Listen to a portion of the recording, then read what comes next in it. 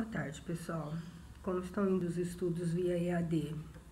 Estão conseguindo acompanhar? Alguma dificuldade? Preciso que vocês relatem isso para mim, ok? A nossa aula da semana, vamos iniciar estudando a formação dos gametas, principalmente inicialmente pelo gameta feminino.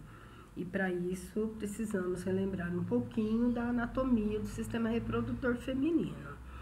Então, relembrando os nossos órgãos, os ovários, que se ligam ao útero pelos ligamentos ovarianos, as tubas uterinas, que fazem a comunicação do ovário com o corpo uterino, conduzindo o ovócito, o gameta, até o útero.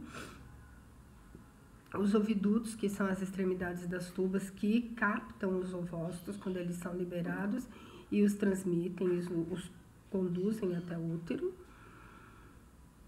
O útero, que é um órgão muscular, cuja função no nosso organismo é de abrigar, desenvolver a gestação, e o colo uterino, que é a porção externa do útero que fica em contato com a vagina.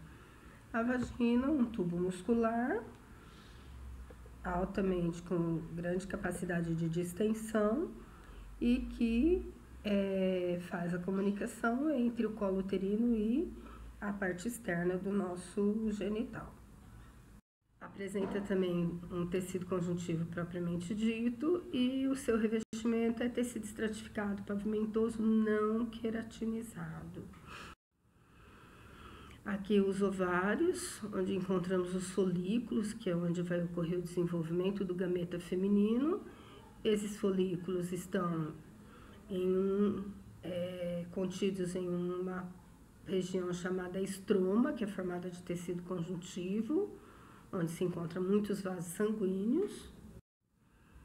E é no interior dos ovários que ocorre a nossa gametogênese. Então, gametogênese é o quê? O processo de formação dos gametas, e é chamado de ovogênese na mulher e espermatogênese para o homem.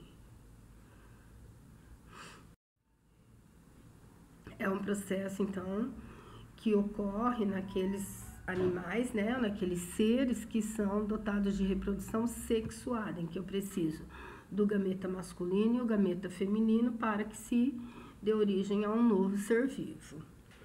Além disso, as gônadas, né, ou seja, os ovários e os testículos, também têm a função de produzir os hormônios sexuais.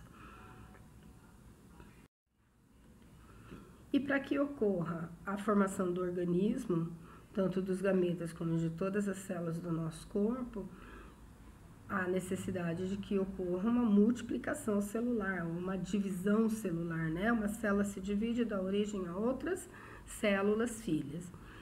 E nós temos dois tipos de divisão celular no nosso organismo. A mitose, que conserva o número de cromossomos da espécie, ou seja, uma célula se reproduz e dá origem a outras duas células idênticas geneticamente, e ocorre nas células chamadas somáticas, que são aquelas que formam todos os nossos tecidos e órgãos. A meiose, ela já ocorre exclusivamente para a formação dos gametas, e na meiose, então, temos a redução do número de cromossomos à metade, ou seja, cada gameta tem 23 cromossomos. Quando ocorre a fecundação, eles irão se unir e aí retorna ao número de cromossomos original da espécie humana, que são os 46 cromossomos. A meiose ela é importante porque ela permite uma troca de material genético entre as células, o crossing over, e é isso que faz com que nós sejamos totalmente diferentes uns dos outros. Então, cada gameta ele tem uma carga genética diferente de outro. Então, ela ocorre nas gônadas, né, que também produzem os hormônios sexuais para identificar as características de cada gênero das espécies. E a formação e desenvolvimento fetal, eles ocorrem sempre por mitose, ou seja, sempre células iguais que vão formar todos os nossos órgãos. Para formar os gametas, aqui então ocorre a meiose. A ovogênese, então, é a formação dos ovócitos, que são os gametas femininos, e ocorre no interior dos folículos ovarianos. Uma mulher tem aproximadamente 400 mil folículos ao nascer, e desses 350 a 400 completarão em seu desenvolvimento durante a vida fértil da mulher. Os ovários são um órgão importante onde isso vai ocorrer. Como eu já falei, eles são formados de um estroma de tecido conjuntivo e os folículos. Os folículos são formados por células foliculares e células germinativas, que são aquelas que darão origem ao gameta. A partir da puberdade, a cada ciclo, vários folículos começam a crescer, mas apenas um dará origem a um ovócito. O restante vai ser degenerado e reabsorvido. E a ovogênese, ela ocorre em 3 períodos, podemos dividir em 3 períodos para melhor entendimento. Período germinativo, de crescimento e de maturação do ovócito. O germinativo é o primeiro período, quando as células germinativas, que são chamadas ovogônias, vão se multiplicar por mitose, então elas vão aumentar bastante o seu número. A partir daí, desse momento, essas células elas param de se dividir e começam a aumentar de tamanho, porque elas começam a acumular nutrientes já para a formação do gameta. Nessa fase, elas são chamadas de ovócito 1. E até esse momento, essas células apresentam 46 cromossomos. A meiose, ou seja, a divisão reducional, ela vai iniciar no período de maturação. Então, aí nessa fase começa a meiose. A meiose 1, ela se inicia na vida embrionária, ou seja, quando a menina nasce, ela já tem lá no seu ovário os folículos com o ovócito já na primeira fase da meiose.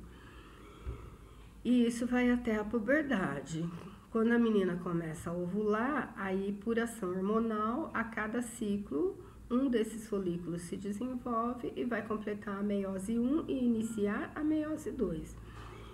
Nessa fase ocorre a ovulação. Então, quando a ovulação ocorre, o ovócito ele ainda é chamado de ovócito primário, ele ainda está na fase de meiose 2 incompleta. Isso só vai se completar quando houver fecundação. Toda a ovogênese é regulada através de hormônios, e para que ocorra o desenvolvimento do folículo e ocorra a ovulação, a estimulação é feita através de dois hormônios que são produzidos pela glândula hipófise. O FSH, que é o hormônio estimulante do folículo, faz com que o folículo cresça e desenvolva seu ovócito, e o LH, que é um hormônio luteinizante. A função dele é fazer o rompimento do folículo e a liberação do ovócito. Nessa fase, quando o ovócito é liberado, ele é chamado de ovócito secundário.